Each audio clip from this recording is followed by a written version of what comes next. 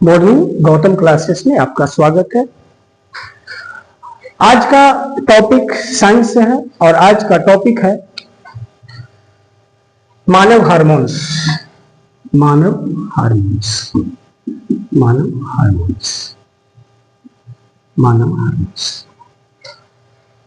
तो मैं स्टार्ट करता हूं मानव हार्मोन्स के बारे में। मैं एक संपूर्ण जानकारी देने का प्रयास करूंगा ताकि इसके बाद हार्मोन्स के बारे में कोई अन्य वीडियो आपको देखने की जरूरत नहीं पड़े। तो सबसे पहला हार्मोन्स का नाम मैं बताने जा रहा हूं एस्ट्रोजन। एस्ट्रोजन, एस्ट्रोजन समझते जाइएगा। इस हार्मोन का स्राव स्त्रियों में होता है और इस हार्मोन्स का स्राव हमारे शरीर की सबसे छोटी ग्रंथि होती है, इस ग्रंथि में होती है, जिसे हम लोग पिट्यूटरी ग्रंथि भी कहते हैं। सबसे पहले जानिए कि हार्मोन्स क्या है। हार्मोन्स एक प्रकार का रासायनिक द्रव्य होता है और रासायनिक रूप से यह प्रोटीन होता है। और हार्मोन्स का स्राव अंतःस्रावी ग्रंथियों से होता है। अंतःस्रावी ग्रंथियां हम उन ग्रंथियों से कहते हैं जो ग्रंथियां नलिका विहीन होती है, यानी जो ट्यूबलेस होता है, जिसमें कोई नली नहीं होती है। तो हार्मोन्स एक रासायनिक द्रव्य है जो शरीर में होने वाली विभिन्न प्रकार के रासायनिक और शारीरिक परिवर्तनों के लिए यह पूरी तरह क्या होता है, जिम्मेवार होता है। और हार्मोन्स एक तरह से हमारे शरीर में जो परिवर्तन होता है इसको नियंत्रित करने का भी काम करता है। हार्मोन्स की अधिक मात्रा भी अगर हानिकारक है तो हार्मोन्स की कम मात्रा भी हानिकारक होती है। इसलिए हार्मोन्स को संतुलित रूप में स्रावित होना चाहिए। तो सबसे पहला हार्मोन्स में एस्ट्रोजन स्त्रियों में होता है, इस ग्रंथि। और एस्ट्रोजन हार्मोन्स जो होता है महिलाओं के अंडवाहिनी के विकास के लिए, अंडवाहिनी के विकास के लिए, अंडवाहिनी विकास और प्लस, मैं लिखने का कोशिश कम करूंगा, बस मेरी जो बात बोलूंगा उस पर ध्यान देना है। अंडवाहिनी को विकास करने और मासिक धर्म को नियंत्रित करने के लिए किया जाता है। मासिक धर्म को नियंत्रित करने के लिए किया जाता है। तो एस्ट्रोजन हार्मोन्स का मुख्य उपयोग जो स्राव होता है तो इस ग्रंथि से होता है, अंडवाहिनी का विकास और मासिक धर्म को नियंत्रित करने के लिए किया जाता है। तो इस हार्मोन्स को हम लोग मादा विकास हार्मोन्स भी कहते हैं, नारी विकास हार्मोन्स के नाम से जाना जाता है। यानी गर्भाशय को विकसित करना या अंडवाहिनी को विकसित करना या मासिक धर्म को नियंत्रित करना, यह काम होता है किस हार्मोन का, एस्ट्रोजन हार्मोन्स का। दूसरा हार्मोन्स का मैं नाम देने जा रहा हूं जिसका नाम है प्रोजेस्टेरोन। प्रोजेस्टेरोन बस देखते जाना है, प्रोजेस्टेरोन। इस हार्मोन का स्राव भी केवल स्त्रियों में होता है और यह जो हार्मोन्स होता है इसका स्राव होता है कार्पस लूटियंस में होता है, कार्पस लूटियंस में होता है, कार्पस लूटियंस में होता है। इस हार्मोन का मुख्य कार्य होता है गर्भाशय की विभिन्न स्थितियों को नियंत्रित करने के लिए, गर्भाशय की विभिन्न स्थितियों को नियंत्रित करना। उसमें आपका स्तन वृद्धि भी आ जाएगा। गर्भाशय के गर्भाधान के बाद महिलाओं में स्तन वृद्धि बरसात के जमाव के कारण होना समान बात होता है। और यह दूध श्रवण के लिए भी या दूध की जो नलियां होती हैं, स्रावित करने वाली जो नलियां होती है, इन नलियों के विकास के लिए भी जो हार्मोन्स जिम्मेवार है वह काम होता है किसका, प्रोजेस्टेरोन का होता है। कंफर्म हो। तीसरा हार्मोन में देने जा रहा हूं testosterone. Testosterone hormones, testosterone hormones.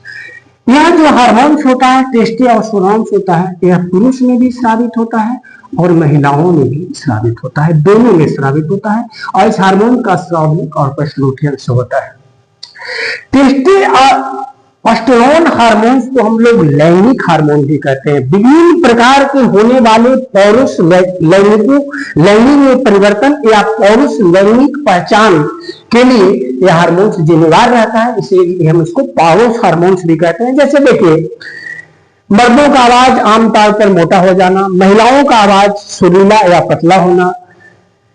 इस हार्मोन्स के लिए आप विभिन्न प्रकार के, जब कोई यौवनावस्था में प्रवेश करता है, चाहे वह पुरुष हो चाहे वह महिला हो, तो उसके शरीर में विभिन्न प्रकार के वह परिवर्तन स्पष्ट रूप से दिखाई देते हैं। तो इन लैंगिक परिवर्तनों के लिए जो जिम्मेवार होता है वह हार्मोन्स कौन सा होता है? तो हार्मोन्स को कहते हैं टेस्टोस्टेरोन। एक हार्मोन्स में लिखने जा रहा हूं एस्ट्रोजन। यह केवल पुरुषों में होता है और पुरुषों में दाढ़ी मूंछों को निकलना, महिलाओं में दाढ़ी मूंछों का कम निकलना, यह हार्मोन्स के लिए इसके लिए जिम्मेदार होता है एस्ट्रोजन हार्मोन्स होता है। कभी कभी आप देखे हैं ना कि महिलाओं में भी कुछ मूछें आ जाती हैं, तो इस हार्मोन्स की अनियमितता के कारण होता है। मान लिया इस हार्मोन्स की मात्रा कभी मादाओं में आ गई हो तो दाढ़ी, या जिन पुरुषों में इस हार्मोन्स की मात्रा कम होगी ना, तो बहुत पुरुष को देखे होंगे कि उनकी दाढ़ी या मूछें कम आई है या उनकी कम विकसित होती है। तो इस हार्मोन के लिए कौन हार्मोन्स कर रहा हूं मैं? एस्ट्रोजन हार्मोन्स कर रहा हूं। ठीक है, अगला ये जो मैं हार्मोन्स देने का नाम लेने जा रहा हूं, एस्ट्रोजन के बाद एक हार्मोन्स होता है जिस हार्मोन का नाम है रिलैक्सिन हार्मोन्स। रिलैक्सिन हार्मोन्स यह मादाओं में होता है और रिलैक्सिन नाम से ही पता चलता है कि यह हार्मोन्स का स्राव केवल महिलाओं में होता है और यह उस समय होता है जब कोई बच्चे शिशु के जन्म के वक्त, ठीक है, गर्भस्थ महिला के शिशु के प्रसव के दौरान यह हार्मोन्स का स्राव होता है। और यह क्या करता है ना कि यह गर्भाशय या जो योनि का मार्ग होता है उसको चौड़ा कर देता है, या जो गर्भाशय का मार्ग होता है उस मार्ग में कुछ चिपचिपा द्रव्य छोड़ता है। इस हार्मोन्स का जब उत्तेजना से फैलता है तो जिससे बच्चे को जन्म लेने में क्या होता है? सुविधा होती है और बच्चे आसानी से क्या ले लेते हैं? जन्म ले लेते हैं। तो इस हार्मोन्स का नाम क्या है? रिलैक्सिन।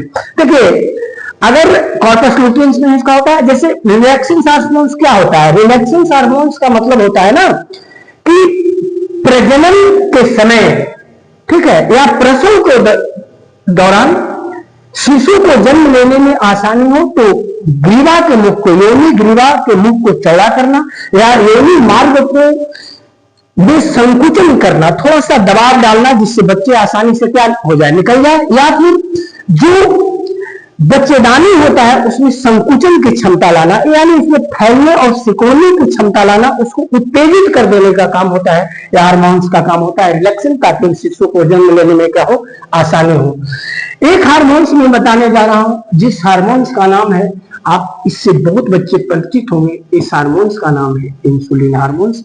यह पुरुषों में भी पाया जाता है और महिलाओं में पाया जाता है। इंसुलिन स्राव का हार्मोन्स वह बीटा लैंगरहेंस दीपिका नामक अंतःस्रावी ग्रंथियों से होता है। और यह ग्रंथि पाया जाता है, यह भी याद रखिएगा कि यह ग्रंथि पाया जाता है अग्नाशय में। ठीक है, इंसुलिन हार्मोन्स का प्रमुख कार्य होता है कि हमारे शरीर के रक्त में ग्लूकोज की मात्रा को नियंत्रित करने का काम जो होता है वह होता है इंसुलिन हार्मोन्स का होता है। That's right. और देखिए, शुगर क्या है? जिसको हम लोग शुगर कहते हैं, यानी शुगर का बढ़ जाना काफी आम रोग हो चुका है आजकल के दौर में। तो कोई कहे तो उसमें बाबू चीनी क्यों बढ़ता है? ग्लूकोज की मात्रा रक्त में अगर अधिक बढ़ जाए तो उससे हम लोग को शुगर रोग हो जाता है। उसको हम लोग देहात के भाषा में मधुमेह भी कहते हैं या चीनिया रोग भी कहते हैं। तो वो रोग हो जाता है। तो ग्लूकोज की मात्रा को नियंत्रित करने, यानी इसकी मात्रा अगर कम जाएगी ना तो लोगों में मधुमेह नामक बीमारी हो जाएगी। तो इसका स्राव बीटा लैंगरहेंस दीपिका से और कहां से हो रहा है? मुख्य रूप से अग्नाशय में ही अंतःस्रावी ग्रंथि पाई जाती है जिसका नाम है बीटा लैंगरहेंस दीपिका। तो इससे कौन हार्मोन्स का स्राव हो रहा है? इंसुलिन का। अब कुछ में प्रमुख हार्मोन जिसका उल्लेख किताबों में बहुत कम रहता है, एक हार्मोन्स मैं बताने जा रहा हूं, मादाओं में ऑक्सीटोसिन।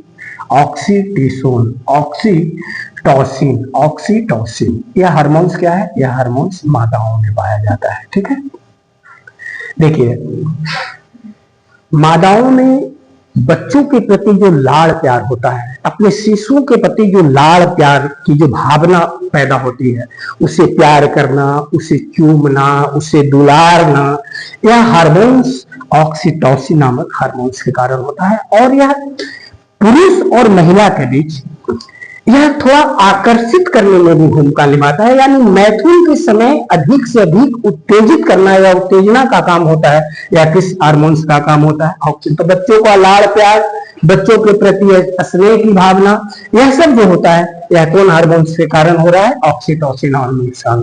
अगला हार्मोन्स मैं बताने जा रहा हूं मेलाटोनिन। मेलाटोनिन नामक हार्मोन्स क्या है?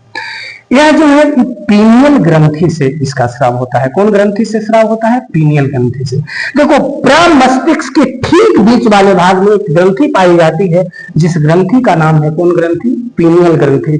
और यह जो हार्मोन्स होता है ना, मेलाटोनिन नामक जो हार्मोन्स होता है, निद्रा और जगाने के लिए यह हार्मोन्स जिम्मेवार होता है। पीनियल ग्रंथि से निकलने वाला हार्मोन्स क्या होता है? जैसे अगर आप अंधेरे में जाएंगे या एकांत में जाएंगे या रात्रि के समय में, मेलाटोनिन नामक जो हार्मोन्स होता है ना, इसका स्राव अधिक होता है। इसलिए एकांत में रहने पर या अंधेरे में रहने पर या रातों में हम लोग को नींद आने लगती है, तो नींद के लिए प्रेरित करने वाले या जगाने के लिए प्रेरित करने वाले हार्मोन्स का नाम है मेलाटोनिन। बहुत ही महत्वपूर्ण हार्मोन्स है, यह अक्सर परीक्षाओं में पूछता रहता है। तो उसके लिए जिम्मेदार हम कौन हार्मोन्स कहेंगे? जैसे कोई तेज रोशनी में हमको नींद कम आती है, तो इसके लिए जिम्मेदार है कौन हार्मोन्स? मेलाटोनिन हार्मोन्स याद है। अब मैं एक हार्मोन्स का नाम देने जा रहा हूं, जिस हार्मोन्स का नाम है prolactin. Prolactin hormones, prolactin hormones में नाम देने जा रहा हूं। प्रोलैक्टिन हार्मोन्स नाम देने जा रहा हूं। प्रोलैक्टिन जो हार्मोन्स होता है, वह मुख्य रूप से जब मां शिशु को जन्म देती है, तो मां के स्तनों में दूध का आना, मां के स्तनों में दूध का आना, या मां को बच्चों को दूध पिलाने के लिए प्रेरित करना, या स्तनों से स्वतः दूध का निकलना, यह जो हार्मोन्स होता है, यह कौन हार्मोन्स के कारण होता है? प्रोलैक्टिन नामक हार्मोन्स के कारण होता है। अगला हार्मोन्स मैं बताने जा रहा हूं एड्रीनल हार्मोन्स। एड्रीनल हार्मोन्स, सबसे पहले याद रखना कि इस हार्मोन्स को दूसरा नाम है लड़ो और उड़ो। लड़ो और उड़ो पूछते रहता है कि किस हार्मोन्स को लड़ो और उड़ो नामक, तो ये एड्रीनल नामक ग्रंथि से निकलता है। इस हार्मोन्स को हम लोग एडीएच हार्मोन्स भी कहते हैं, एड्रीनल हार्मोन्स भी कहते हैं। लड़ो और उड़ो एड्रीनल ग्रंथि से स्राव हो रहा है। देखिए, इस हार्मोन्स का जो मुख्य कार्य होता है बच्चों, सबसे जो मुख्य कार्य होता है, वो कभी भी विपरीत परिस्थितियों में, यदि हम लोग को बहुत ही कोई क्विक डिसीजन लेना होता है, विपरीत परिस्थितियों में कोई निर्णय लेना होता है, या ऐसी आपात स्थिति आ जाती है जहां पर हमें कुछ तुरंत सेंस लगाना पड़ता है, तो उसके लिए प्रेरित करती है। उस हार्मोन्स का नाम है कौन हार्मोन्स? Adrenal hormone. एक चीज और, अगर हम कभी दारू का सेवन अधिक कर लेते हैं या अल्कोहल का सेवन अधिक कर लेते हैं, तो देखना बार बार मूत्र त्यागने की इच्छा होती है या पेशाब बार बार लगता है। तो वह जानते हो, अगर पूछे कि क्यों होता है ऐसे, तो विपरीत परिस्थितियों में हमें संभालने या कोई निर्णय लेने का काम एड्रीनल हार्मोन्स का, अल्कोहल अधिक लेने पर बार बार पेशाब करने की इच्छा होने का होना, वह कौन हार्मोन्स के कारण होता है? एड्रीनल हार्मोन्स के कारण। और 1 2 3 4 5 6 7 8 9 10 हार्मोन्स में बताया हूं, और 11वां हार्मोन्स में बताने जा रहा हूं, जिस हार्मोन्स को मैं लिखता हूं thyroxine hormones. Thyroxine hormones, thyroxine hormones में लिख रहा हूं। इसको बच्चों हम TSH भी कहते हैं, थायरॉक्सिन हार्मोन्स कहते हैं। इसके बारे में संभवतः आप लोग परिचित भी होंगे। देखिए, गले में एक ग्रंथि है, जिस ग्रंथि का नाम है थायराइड ग्रंथि। इसी थायराइड ग्रंथि से किस हार्मोन्स का स्राव होता है? थायरोक्सिन हार्मोन्स का स्राव होता है। यह आयोडीन युक्त हार्मोन्स होता है। तो इस हार्मोन्स का अगर स्राव कम होने लगेगा ना, तो इस हार्मोन्स के स्राव होने से क्या होता है ना, कि एक बीमारी होती है जिसे हम लोग घेंघा रोग या गलगंड कहते हैं। तो कभी कभी हम लोग को पूछता है कि घेंघा रोग किसके कमी के कारण होती है, तो आयोडीन के कमी के कारण होती है। लेकिन आयोडीन वो कारक नहीं, वो कारण है। कारक क्या है ना, कि थायरॉक्सिन हार्मोन्स जो होता है, वह थायरॉक्सिन नामक ग्रंथि एक हार्मोन्स का स्राव करता है, उसका नाम है थायरॉक्सिन नामक ग्रंथि। थायराइड, इसी से थायराइड संबंध है। तो थायरॉक्सिन नामक ग्रंथि हार्मोन का स्राव कर रहा है, जिसका नाम क्या है? Thyroxine hormone. और इसका अगर हार्मोन का स्राव कम होगा या आयोडीन युक्त होता है, आयोडीन युक्त तो कमी हो जाएगी, तो हम लोग को कौन रोग हो सकता है? घेंघा नामक बीमारी हो सकती है। तो आज का क्लास मानव हार्मोन से संबंधित था। अगले क्लास में मैं पुनः क्लास लूंगा।